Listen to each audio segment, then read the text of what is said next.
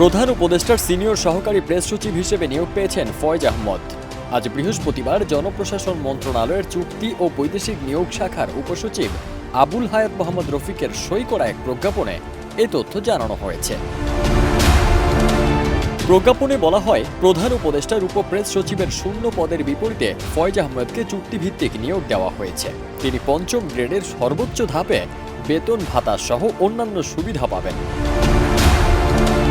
প্রজ্ঞাপনে এও বলা হয়, ফয়েজ আহমেদকে যোগদানের তারিখ থেকে প্রধান উপদেষ্টার মেয়াদকাল অথবা তার সন্তুষ্টি সাপেক্ষে পঞ্চম গ্রেডভুক্ত স্কেলের সর্বোচ্চ ধাপ ৬৯,৮৫০ টাকা বেতনে তাকে নিয়োগ দেওয়া হয়েছে।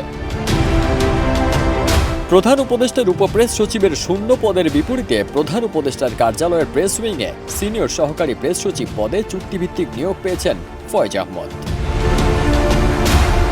ফয়েজ বর্তমানে ইংরেজি দৈনিক নিউ এজের বিশেষ প্রতিনিধি হিসেবে কর্মরত রয়েছেন। ফারদিন সানি, দেশ রূপান্তর।